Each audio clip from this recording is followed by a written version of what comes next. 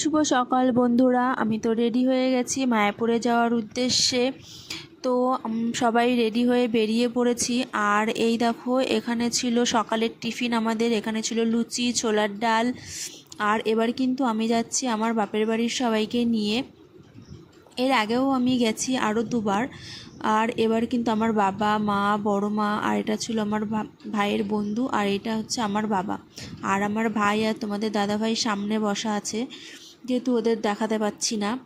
আর আমরা কিন্তু খুব সকালেই বেরিয়েছিলাম, কারণ রোদ বেরিয়ে গেলে আমাদের কষ্ট হবে, ওই জন্য খুব সকাল সকাল বেরিয়ে পড়েছি। আর দেখো হাই রোডটা দেখো খুবই ফাঁকা, যেহেতু সকালে বেরিয়েছি ওই জন্য। তারপর রাস্তায় একটু দাঁড়িয়ে একটু চা বিস্কুট খেয়ে নিলাম। আমি যেহেতু চা বিস্কুট খাই না, ওই জন্য একটু মুড়ি কিনে নিয়েছিলাম, আর মুড়িগুলো ছিল খুবই টেস্টি। তারপর দেখো মন্দিরে ঢুকে গেছি। এটাকে কি মন্দির বলে আমি অবশ্য নামটা জানি না। আর এই যে যে জায়গাটা দেখছো ফাঁকা, এই জায়গাটায় কিন্তু প্রচুর পরিমাণে ফুল গাছ লাগানো হয় শীতের সময়, গাঁদা ফুল লাগানো হয়। যেহেতু শীত নেই, ওই জন্য এখন গাঁদা ফুল লাগানো হয়নি। তোমরা শীতের সময় আসলে দেখতে পাবে। আর এইখানে হচ্ছে মৎস্যশালা বলে হয়তো এটাকে। এখানে খুব বড় বড় মাছ দেখতে পারবে আসলে। আর আমার কিন্তু অনেক দিনের ইচ্ছা ছিল আমি একটু নবদ্বীপে আসবো গুপ্ট ড্রেস পরে। তো আমি এর আগেও 3বার এসেছি, এটা নিয়ে 3বার আসছি আমি। তো আমার এবার ইচ্ছাটা পূরণ হলো। আগের বারে এসে আমি গুপ্ট ড্রেস কিনে নিয়ে গেছিলাম। আর এই দেখো এখানে লবঙ্গলতিকা ফুল গাছগুলো দেখো কি সুন্দর ফুল ফুটেছে। আর এখানে গাঁদা ফুলের চারা বসানো হয়েছে। আর ওই যে ওইখানে দেখছো ওইগুলো হচ্ছে গোলাপের গাছ। তারপর দেখো আমরা একটা মন্দিরে ঢুকেছি। আর মন্দিরের দেওয়ালে দেখো কি সুন্দর খোদাই করা, কৃষ্ণরই সব ছবি টবি ছোটোবেলার সব সিন করা আছে। তো আমি একটু ক্যামেরা বন্দি করে নিলাম তোমাদের দেখানোর জন্য। আর এই যে যে জায়গাটা দেখছো এখানে কিন্তু গাড়ি পার্কিং করা হয়। আর এখানে দেখো বৃষ্টির জলে শাপলাও ফুটে গেছে, এত জল হয়েছে। আর ওই যে কিন্তু মন্দিরটা, আর এই যে যে জায়গাটা দেখো এখানে প্রচুর কমলি শাক হয়েছে, কমলি শাক। আর এই যে যে জায়গাটা দেখছো এখানে কিন্তু সবাই বসে ভিডিও সব শুটফুট করে। দেখো সেই জায়গাটা দেখো বৃষ্টিতে পুরো জল হয়ে গেছে। আর আমরা কিন্তু আস্তে আস্তে মন্দিরের দিকেই যাচ্ছিলাম।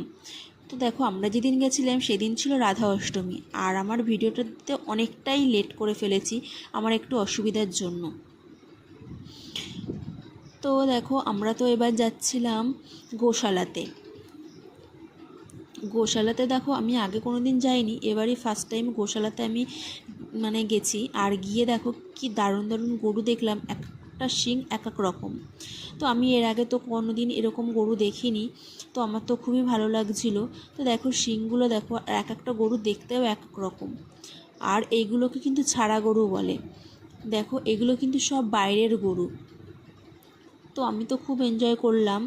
তো তোমরা যদি কেউ আসো অবশ্যই গোশালাতে আসবে। আর ওই বিচুলিপালাটা দেখেছো কি দারুণ দেখতে। তারপর দেখো সবাই কিন্তু হোটেলে খেয়ে নিয়েছিল, আমি কিন্তু খাইনি। তো দেখো তার জন্য আমি ভোগ খেতে বসে গেছি কুপন কেটে। প্রথমে কিন্তু আমাদের কুপন পাওয়া যাচ্ছিল না জন্যই সবাই হোটেলে খেয়ে নিয়েছিল, আমি আর আমার ভাই আমরা দুজন খাইনি।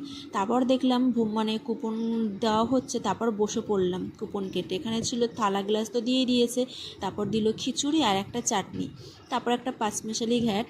আর ওখানে ছিল বাঁধাকপির বড়া, তারপরে পনির, অনেক কিছুই দেওয়া হয়েছিল। আর তারপর দেখো যেহেতু রাধা অষ্টমী ছিল, আর এখানে সন্ধ্যাবেলায় যে সন্ধ্যা আরতি হয় রাস্তার পাশে, তো দেখো সেইগুলো একটু ক্যামেরাবন্দি করে নিলাম। এখানে কিন্তু ফরেনাররা সব নাচ গান করছিল। তো এগুলো তো খুবই ভালো লাগে দেখতে। আর দেখো এখানে যে মহারাজ বলে হয়তো, উনি দেখো রাধা অষ্টমীর দিন গরুর গাড়িতে করে ঠাকুরকে নিয়ে বেরিয়েছিল। তো আরও অনেক কিছু, আমি সেগুলো সবগুলো ক্যামেরাবন্দি করতে পারিনি, তাহলে তোমাদের সবটাই আমি দেখাতে পারতাম।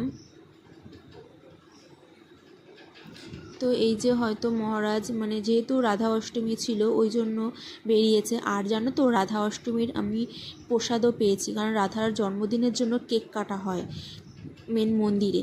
তো আমরা সেই কেকও খেয়ে নিয়েছিলাম। তো কেকটা ছিল পুরো নিরামিষ, খুবই টেস্টি।